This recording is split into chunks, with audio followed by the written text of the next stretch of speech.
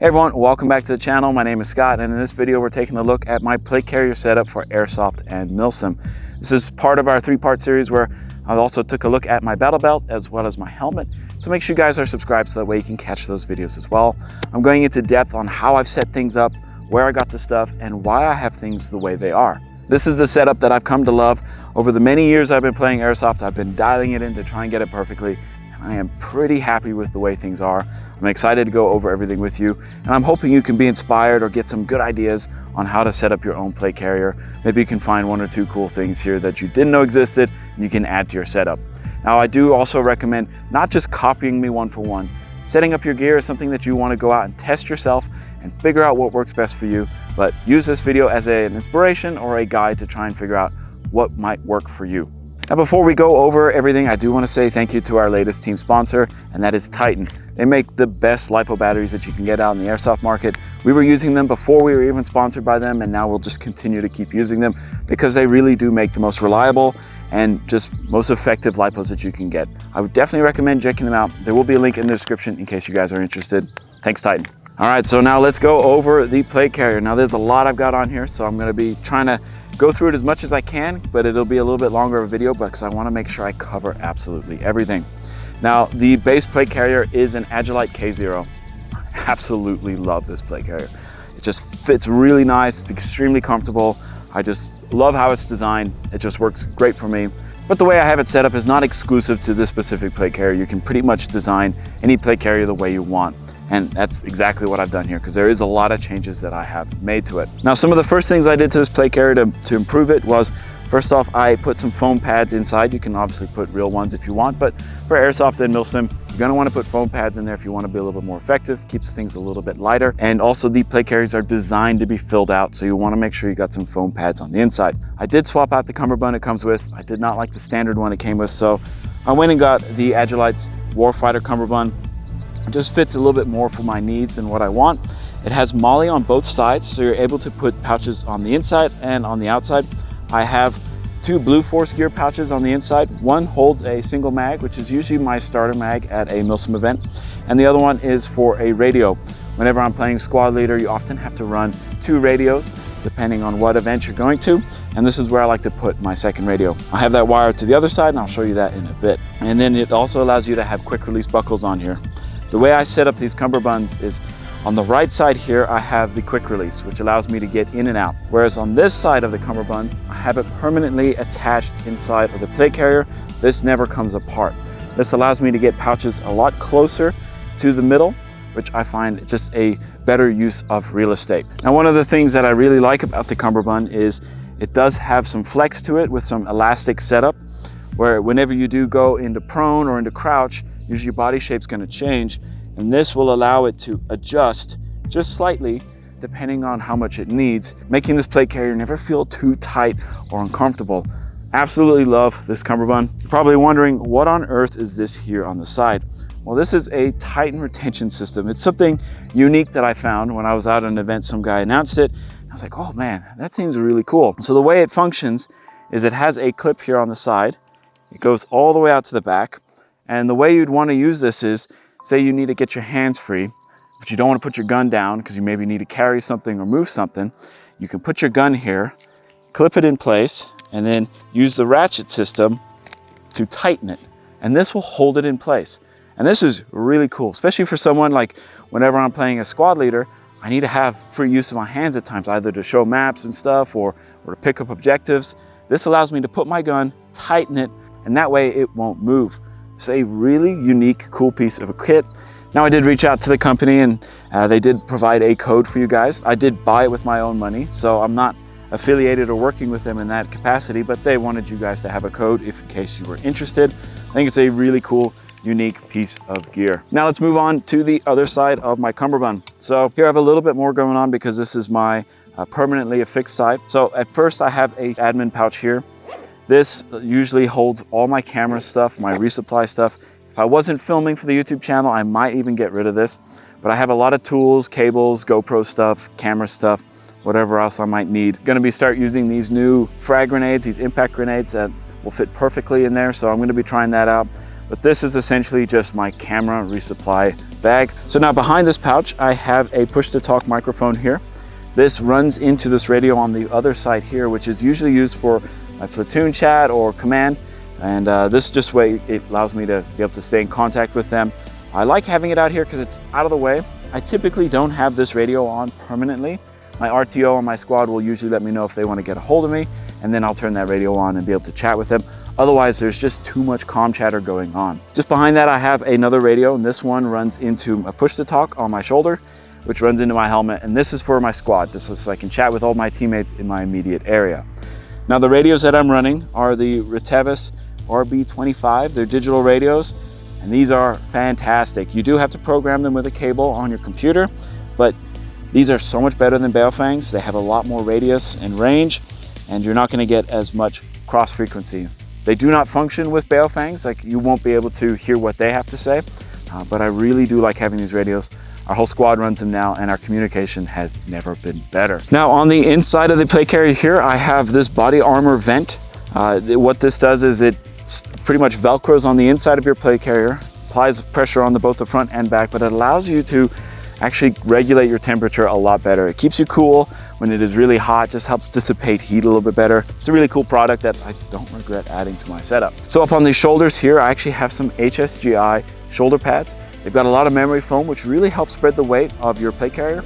And I really enjoy having them on all my different setups because I never have sore shoulders at the end of an event. Definitely worth the investment in getting that. Plus with the straps going around, you're able to mount wiring through it or mount push-to-talks on it. Just a really good way to help keep organized as well. Continuing on with the shoulders, as we mentioned, I've got my push-to-talk here. Has a little bit of a multicam wrap to help blend in and get rid of a lot of the black. This obviously runs down into the radios. On this side here, I have a really cool dead rag system made by Clover. I know Elite Force also makes some, but if you get hit, you're able to just pull out a dead rag to signify that you're hit, and it is just a really quick way to make sure you don't get overshot. Just a pretty convenient spot to have it because it doesn't interfere with anything like your aiming and stuff. Plus, easy to pack away and you don't lose it. Now you probably noticed how I have my sling set up here. So this is a Magpul Ms3 sling. I've always preferred having my sling running through my shoulder strap, so it's never digging into my neck, running underneath my left arm, so that way it's super easy to adjust, like so. And then this is a 1 to 2 point sling, so you can have it either mounted 1 point, which is great because it allows you to swap shoulders really easily. You can also switch it to a 2 point sling and adjusting this to give you more length. I just really enjoy having this sling set up the way I have. Obviously, everyone's got their own taste for how slings are to be run. Okay, so let's move on to the back of the plate carrier. Now this is Agilite's Micro Map pack, and I absolutely love this thing because look how slim this is. This has got such a low profile on here, and it allows you to carry more water than your average pack. So the way they have it set up in here is they've got a 3-liter hydration bladder here. Typically, whenever you see people running hydration, they're running a 2-liter one that sticks out a lot further. But this, you can get more water in while keeping an extremely low profile. I really love this setup. I have the hydration running to the front so that way I have easy access to a lot of water, and this pack just doesn't extrude or doesn't stick out very much. Has Velcro obviously all in the front so you can stick whatever patches you want. Has 2 zip pouches here. The top one here is usually where I keep extra comm equipment. I've got zip ties in here, some ibuprofen and some Kleenexes. Just something that is easy to access in case somebody needs it. And then down here at the bottom, I have another pouch where this is where I keep a Rhino Rescue splint. Now, you never know, someone might get hurt at a Milsim, and it'd be good to have some medical equipment on hand. I have a lot more stuff on my battle belt in my IFAK system, so make sure you go check that out if you want to see what I've got in that. But figured it's always good to have some sort of medical equipment just in case somebody needs it. So you can also unhook these here, extend the pouch out in case you want to add your helmet back here to carry or whatever else you might need back there. I do carry a dead rag on the inside here just in case I need a spare or somebody else is missing one.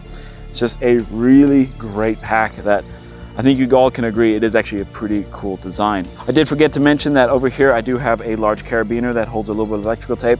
You do not know how many times people have had to use my electrical tape because something has gone wrong.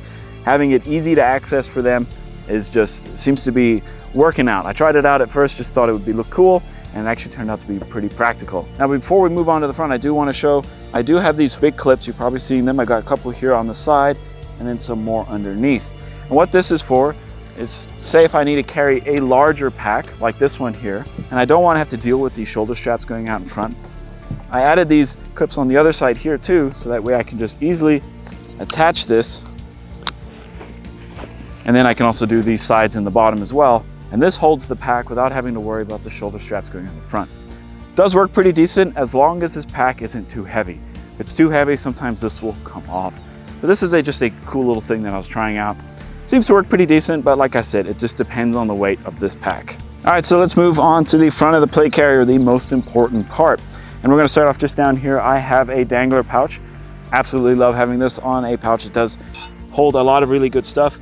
In the front zipper pouch here, I've got a whistle, some chapstick, some anti-fog wipes, as well as an Allen key that I can use to reload my CO2 in my pistol. The other pouch here is usually where I keep an extra pair of iPro. I do keep my Titan lipos in here in case I need them. I also pack a few snacks in here too. They're pretty easy for me to access. Now behind this Dangler pouch, there is actually a holder for a tourniquet. Some events require you to use a tourniquet in order to be revived. Just a good spot to hold it. It's no real inconvenience for me to have it there. You never know, someone might need it, but it's just good to have. Now for magazine carrying, I love to hold all 6 on the front. Some of you guys absolutely hate that. Some of you guys absolutely agree with me, but this is just, I found, works the best for me. I've tried running them on my belt. I've tried running them on my hip. I've tried running them everywhere. But I always find that I prefer them up front. At Milsim events, you're allowed to run 7 typically. So I have 6 up front, and then my starting mag here is on the side here on the cummerbund, like I showed earlier. One of the complaints that people always say is, hey, you won't be able to get down prone as much because this will be blocking you. And I'm like, how often do you go prone at a Milsim event? Maybe once or twice, and usually you're not gonna get killed because of this. I understand the real application for it, but having all my mags here just makes it so much easier for me to reload, keep track of things.